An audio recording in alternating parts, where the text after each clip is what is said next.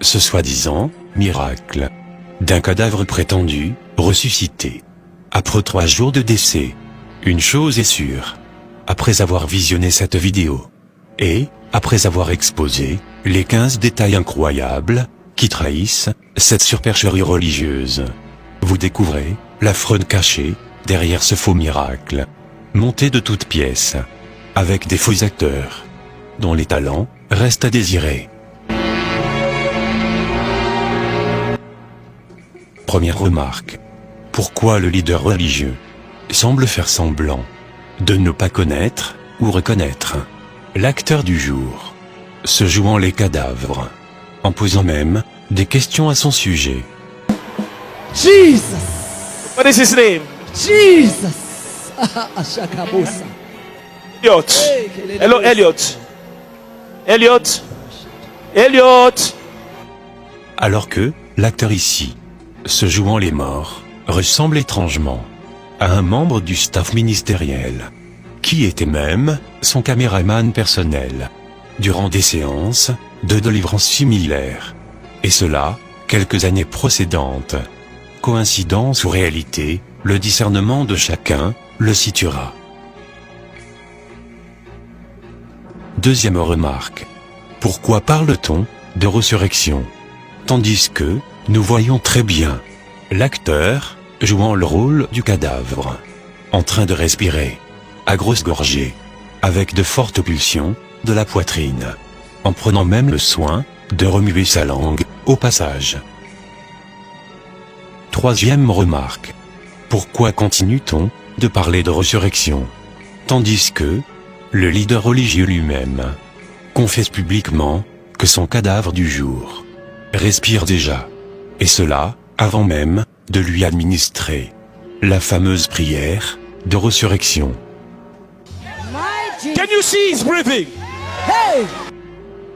Ou bien, devrions-nous nous en tenir en la version officielle de la modératrice du culte de ce jour, qui indiqua qu'une famille qui était en provenance de la morgue, avec un cadavre de 3 jours, en direction du pays d'origine du défunt, qui est le Zimbabwe, et dont le cortège funéraire fit escale dans l'enceinte du lieu de culte de ce ministère, nommé Alléluia Ministry. Et que toujours selon ses dires, dès que le corbillard franchit le seuil du portail du ministère, les membres de sa famille constata, d'après eux, que les doigts du cadavre se mirent à bouger. C'est alors que la modératrice du culte vint alerter le leader religieux de ce ministère. Écoutons-la avec ses propres explications. Something is happening as the funeral parlor drove over the church door. The next door neighbor that came with him said, "It seems like the fingers of this dead corpse is beginning to move." Mais cette explication de la modératrice du culte n'est malheureusement pas convaincante, et cela nous ramène à notre 4e remarque, qui est comme suit. Comment les membres de la famille ont-ils constaté les doigts du cadavre bouger dans un cercueil sans vitre de vision, en plus avec une couverture qui ne révèle aucunement la position du corps? 5e remarque. Et chose bizarre, pourquoi les membres de la famille endeuillée continuent de maintenir le soi-disant défunt cloîtré dans un cercueil fermé, avec le risque d'étouffement, avec en plus les crochets de sécurité toujours en place, dans l'attente du leader religieux, dont ils n'avaient pourtant aucune certitude qu'il interromprait l'élan du culte, afin de sortir à leur rencontre, alors que les mêmes membres de la famille prétendent avoir vu les doigts du cadavre bouger.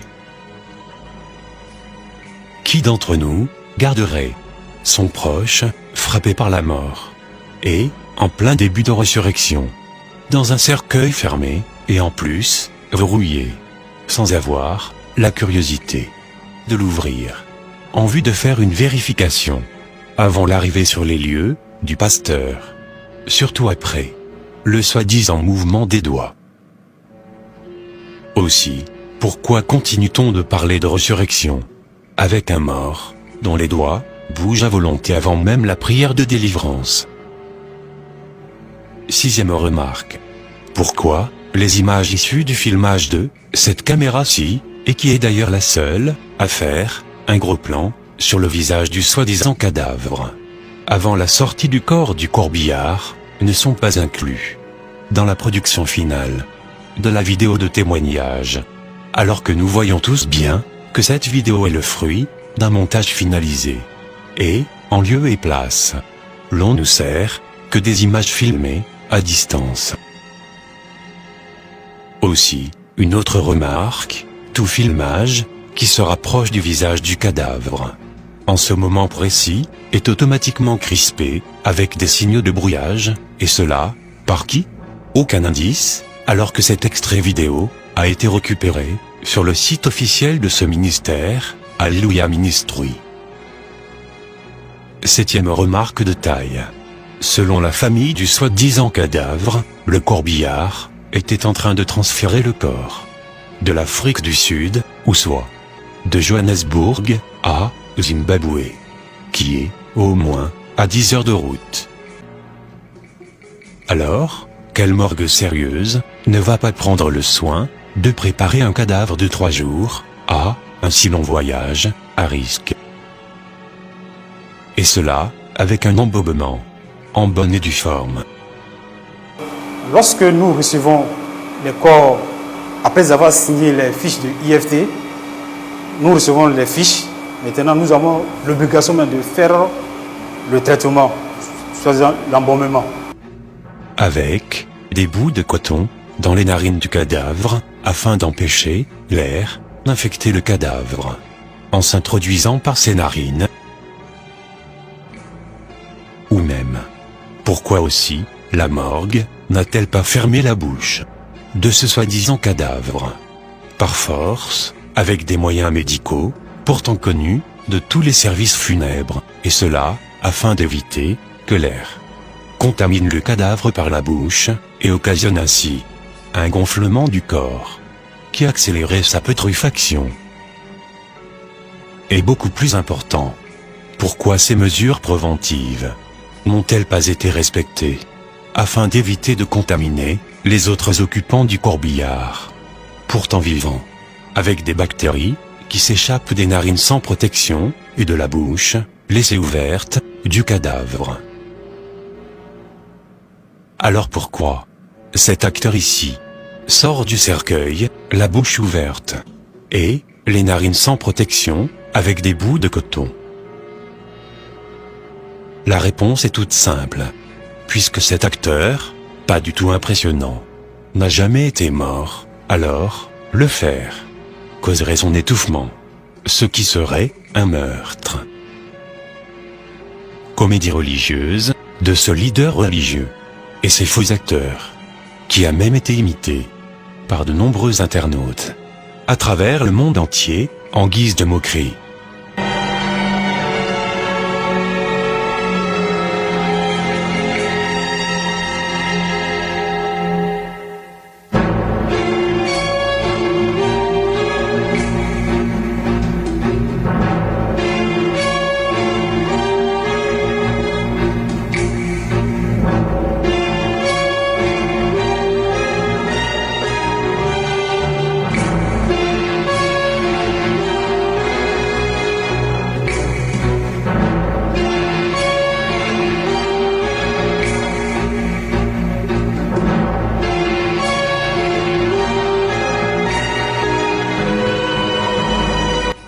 Huitième remarque. Des détails que ces metteurs en scène ont oublié de camoufler durant leur scénario sont les contacts téléphoniques du service funèbre. Kings and Queens Funeral Services. À qui appartient le corbillard loué pour leur théâtre, et dont les responsables ont enfoncé le clou, en faisant les démentis formels suivants sur les médias audiovisuels sud-africains. 1. le soi-disant cadavre n'a jamais été admis dans leur morgue. De deux, ils n'ont aucune trace administrative d'une autre morgue sur l'origine de ce cadavre et des papiers de décès le concernant. De trois, le corbillard de leur service funèbre a été loué par la famille pour soi-disant transporter leur mort. Écoutons-les, s'il vous plaît. Kings and Queens Funeral Services says it did not have the body in its mortuary. The car was hired, and they're explaining the body died on Friday and the only resurrected on Sunday. It would be fine if we have the family with us, also the pastor to explain how did this happen, where did they take the body from, because as kings and queens we didn't have the body in our mortuary. Neuvième remarque.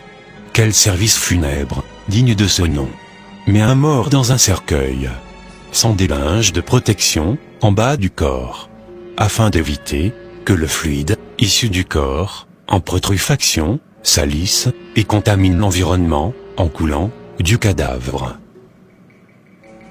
Dixième remarque.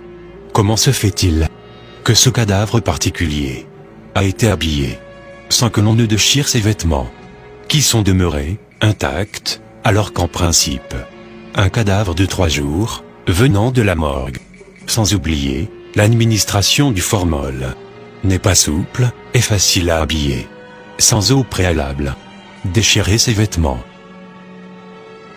Plus étonnant encore est que, même étant dans le cercueil, tous les boutons de sa chemise ne sont pas mis comme d'accoutumé, comme si l'on avait prémédité lui faciliter sa respiration. Onzième remarque.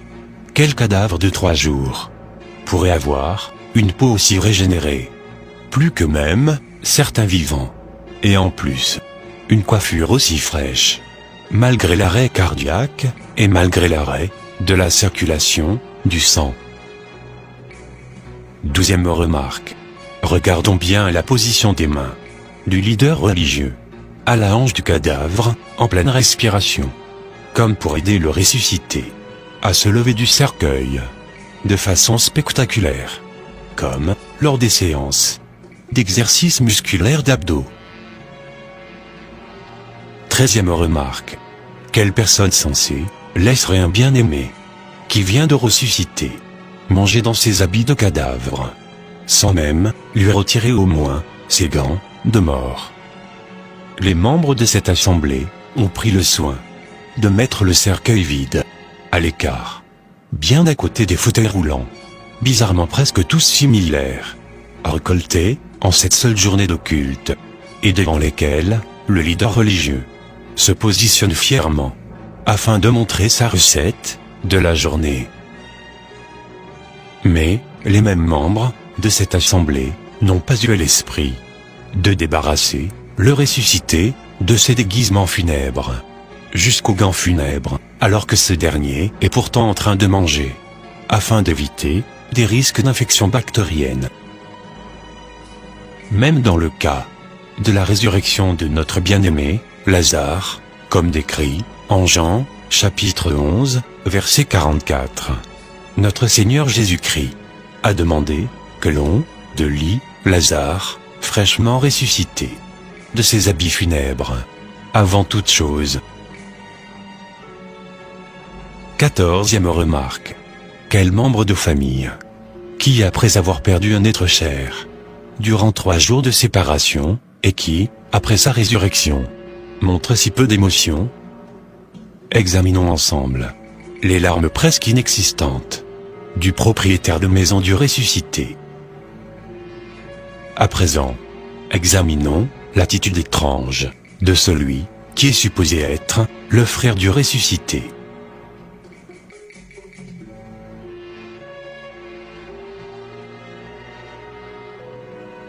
Et plus choquant, constatons ensemble la réaction fade de cette femme, qui est supposée être l'épouse du ressuscité, et cela, malgré 3 jours de séparation d'avec son mari, à cause de la mort.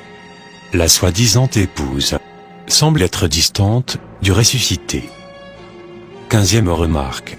Le soi-disant ressuscité semble ne pas reconnaître les humains qu'ils regardent désormais, étrangement, comme des extraterrestres.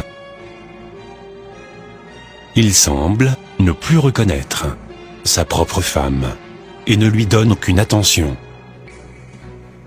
Mais cependant, le ressuscité se rappelle, subitement, de son nom. What is your name?